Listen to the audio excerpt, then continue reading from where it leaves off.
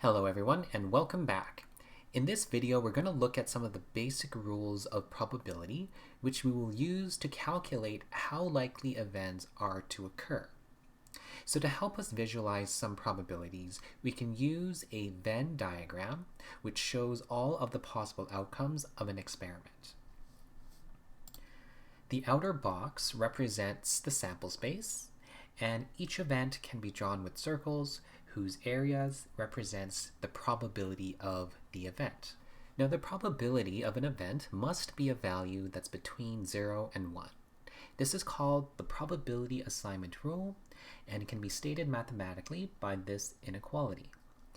Now if a probability is 0, then this means that the event can never occur. For example, it is impossible for the sum of two dice to be equal to 1. And if the probability of an event is 1, then this means that the event will always occur. And for example, the sum of two dice must be 12 or less. Now the total probability rule says that the set of all possible outcomes of a trial must have probability 1. So this means that the sum of the probabilities for all outcomes in the sample space must add up to 1. And so this rule also says that something in the sample space must occur. So for example, if we were to roll a die, then the sample space would be the numbers 1 through 6, and the result of a trial must be some number in that sample space. Now for any event A, the set of all outcomes that are not in A is called the complement of A, and we denote it with A to a superscript of C. And in a Venn diagram, if the blue circle represents the event A, then everything outside of the circle is a complement. So let's take a look at finding the complement. Suppose that A is the event of rolling a fair six-sided die, and the result is 1, 2, or a 5. So what is the complement of A?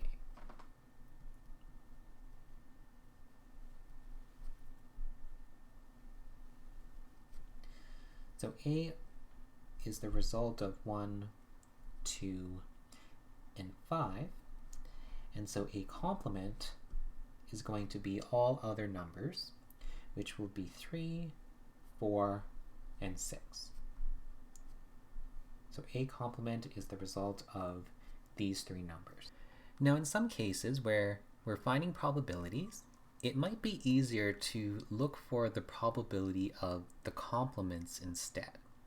And so the following rule will tell us how to find the probabilities of complements. So the rule says that the probability of an event doesn't occur is 1 minus the probability that the event does occur. And so mathematically this would be the probability of a complement is equal to 1 minus the probability of A.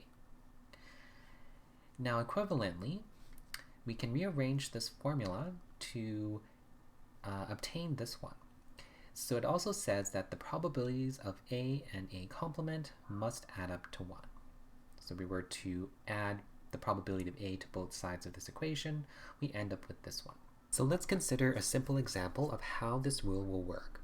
We will be using this rule quite often in the later chapters, so it's a good idea to keep this rule in mind.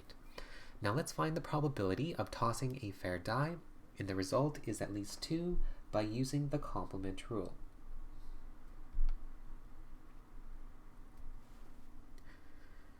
So let's define the event A, where the result is at least 2. So these could be the numbers 2, 3, 4, 5, and 6. So here we want to use the complement rule, so we need to look for the complement of A. And so the complement of A are all the outcomes that are not in A. So in this case, the complement would be the result of 1. So now if we look at the complement rule, we can rearrange it so that we can solve for the probability of A. So the probability of A is going to be 1 minus the probability of a complement.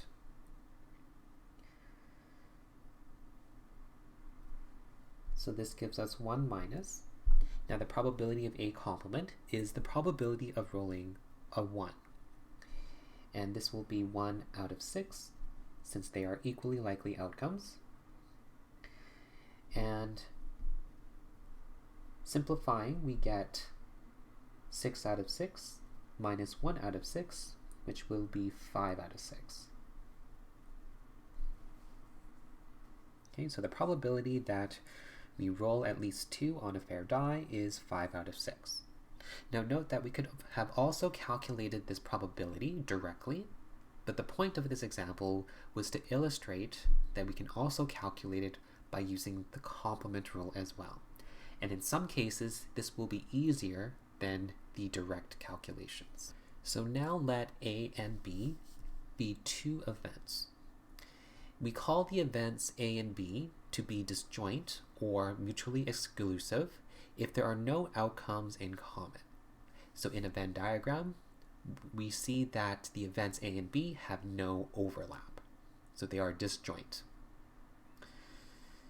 Now the union of 2 events A and B, which we denote by A with a elongated U and B, is the event where A or B or both occur. And we will often say the event A or B. And the intersection of 2 events A and B, which we denote by A with an upside down U, B, consists of the outcomes that are common in both A and B. And we'll often say the event A and B. So in a Venn diagram, the union of A and B will be the events that are in either A or B or both A and B. So it's represented by the shaded region here, and the intersection of the events A and B are outcomes that are common in both.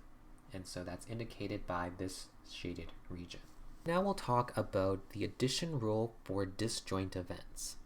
This rule says that the probability of A or B occurring is the sum of their probabilities.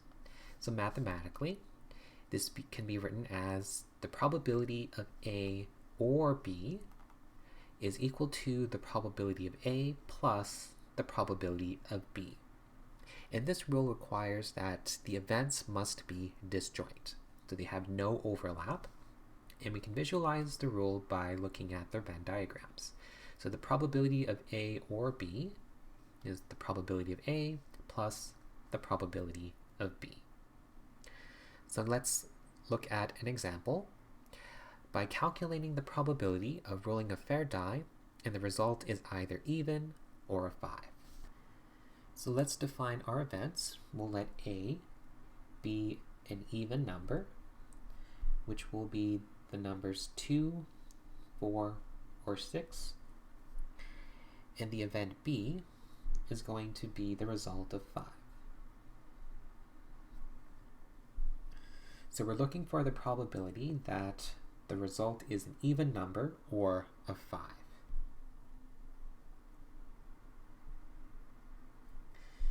So the events A and B are disjoint because they have no outcomes in common. So we can use the addition rule for disjoint events, which says that the probability of A or B is the probability of A plus the probability of B. So the probability of rolling an even number is going to be 3 out of 6. There are 3 outcomes over a possible total of 6. And the probability of rolling a 5 is 1 out of 6. So if we add these together, we get 4 out of 6, which can be reduced to 2/3. So now how can we calculate the probability of A or B when the events are not disjoint? Well, this will lead us to the general addition rule, which says that the probability of A or B is equal to the probability of A plus the probability of B minus the probability of A and B. So we can look at the Venn diagram to see why this rule works.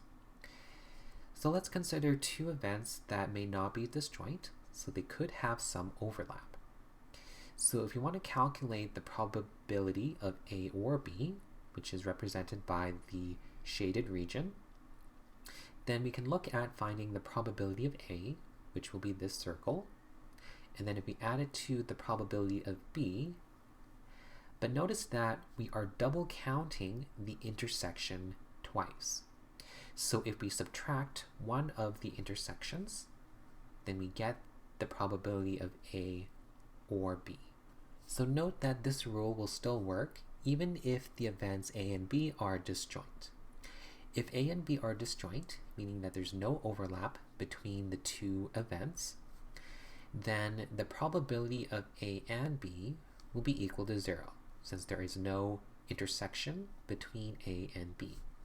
And if the probability of A and B is equal to 0, then the general addition rule will reduce to the addition rule for disjoint events.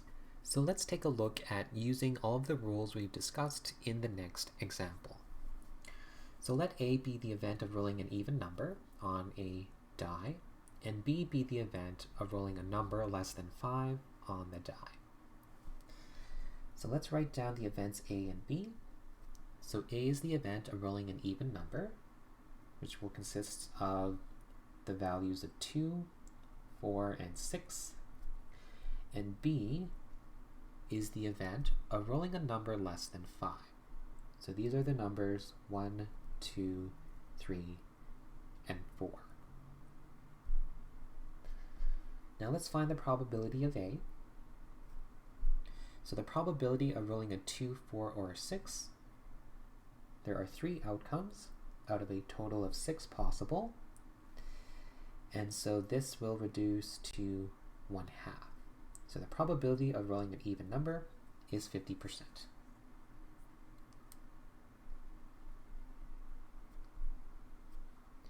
Now let's find the probability of a complement. So we can either look at using the complement rule, or we can also calculate it directly. So if we use the complement rule, this will be equal to 1 minus the probability of A, so 1 minus 1/2, which is equal to 1/2. Alternatively, we can also look at the complement of A, which are the odd numbers, so 1, 3, or 5, and the probability of a complement is going to be 3 out of 6, or is equal to 1/2.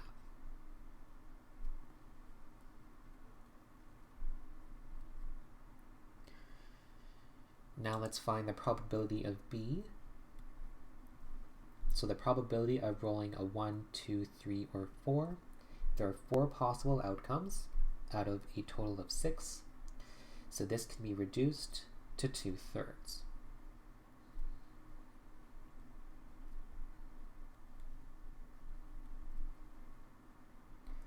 Now let's find the probability of B complement. So again, we have the option of using the complement rule. The probability of B complement is 1 minus the probability of B, which is 1 minus 2/3, which can be simplified to 1/3. Alternatively, we can also look at finding the complement of B directly.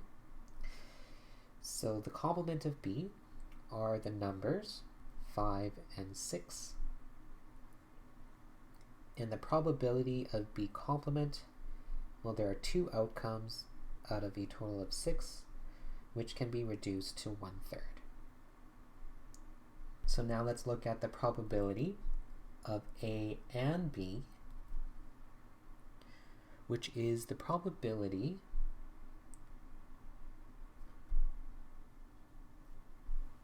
of both the events A and B. So this is the probability of rolling a 2, 4, or a 6, and rolling a 1, 2, 3, or a 4. So we want the intersection of these 2 events. So we want to look for the outcomes which are common in both. So if we look at both of these events, then there are going to be 2 outcomes which are in common. We see that both 2 and 4 is in both the events A and B. So this is the probability of rolling a 2 or a 4. So they are both an even number and a number that's less than 5. So we have 2 events out of a total of 6, which can be reduced to a probability of 1/3. So the probability of rolling an even number and a number that's less than 5 is 1 out of 3.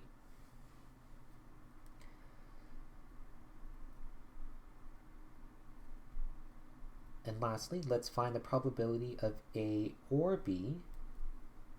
And here we can use the general addition rule, which says that this is the probability of A plus the probability of B minus the probability of A and B.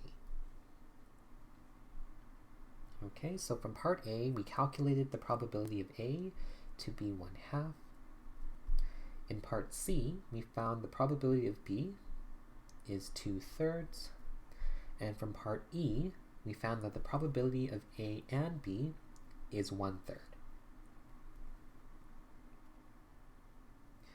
So now let's simplify our fractions. We have 1/2 plus 2/3 minus 1/3, which can be simplified to 1/3. So now we have a half plus 1/3. Let's make a common denominator of 6. So this would be 3 out of 6 plus 2 out of 6, which will be 5 out of 6. So the probability of rolling an even number or a number less than 5 is 5 out of 6. So now let's take a look at an example where we can use a Venn diagram to find the probabilities. So let's suppose that in a survey of university students, that 60% of the students like hockey, 40% of the students like soccer, and 50% of them like both. Now what's the probability that a randomly selected student likes hockey or likes soccer? So let's first introduce some notation. We'll let capital H be the event where the student likes hockey, and capital S be the event where the student likes soccer.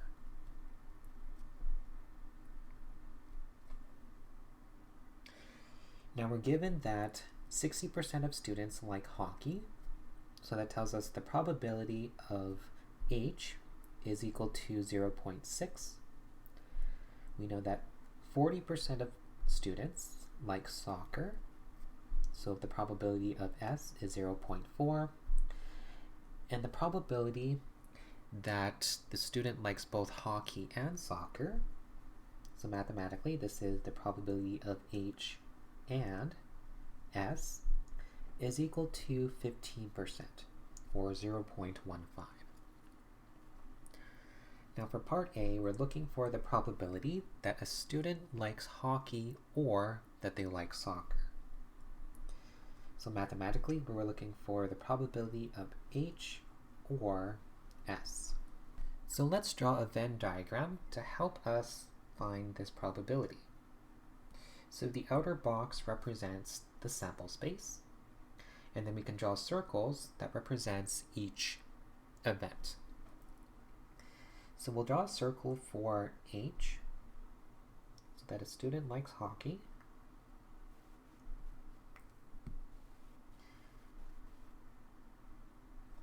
And we'll draw another circle which represents the students liking soccer.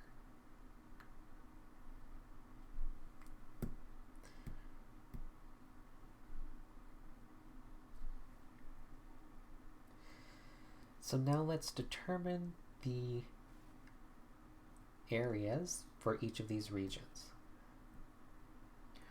We're given that the probability of a student liking hockey and liking soccer is 0.15. So this tells us that the area of their intersection is equal to 0.15. So if we're given that the probability of H is equal to 0.6, so this tells us that the area of the H circle is 0.6, and we know that the intersection of H and S is 0.15, then what is the area of the remaining part of the circle in H? So we would take 0.6 minus 0.15 to determine this area. So 0.6 minus 0.15 is equal to 0.45. Now similarly, if the probability of S is equal to 0.4, so the area of the H circle is 0.4, then we can determine the area of the remaining part of S, so this region here, by taking 0.4 and subtract 0.15. And this will give us 0.25.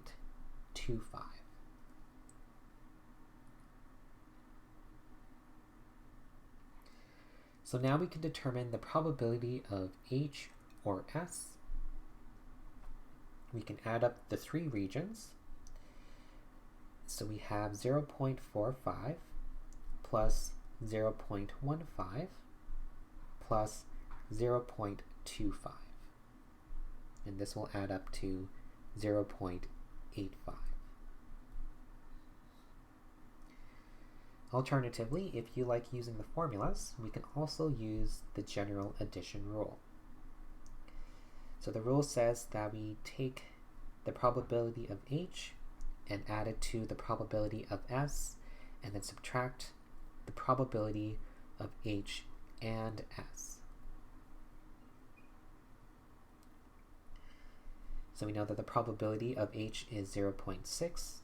We add it to the probability of S, which is 0.4, and then we subtract the probability of H and S, which is 0.15, which gives us 0.85. So now what is the probability that a randomly selected student does not like hockey or does not like soccer? And so one way we can write this probability mathematically would be as follows. So it's the probability that they don't like hockey or that they don't like soccer. And this can be written as the complement of liking hockey or soccer.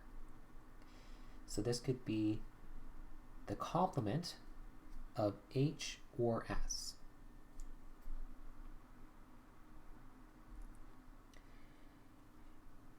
And so using the Venn diagram, this would correspond to the area that is outside of both H and S.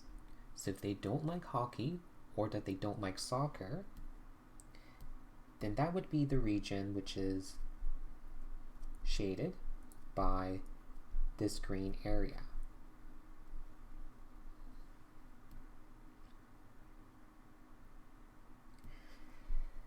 So since we know that the area of H or S is equal to 0.85, we can take 1 minus that area to determine the area of the green region.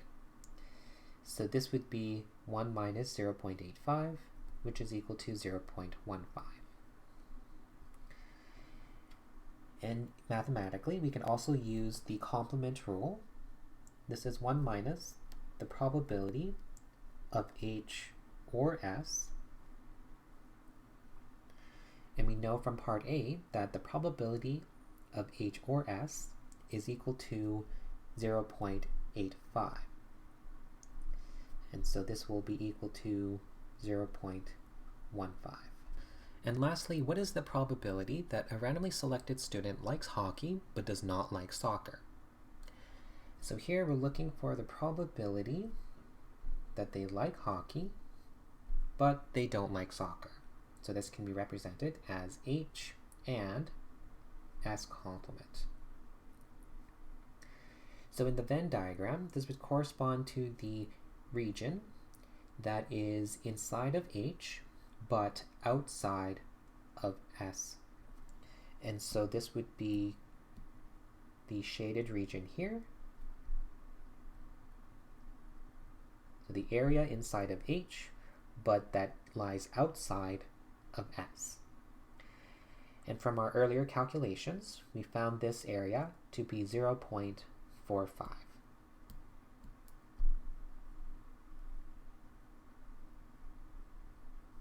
So this will conclude the lesson for this video. Now in the next video, we will talk about conditional probability and independent events, and I'll see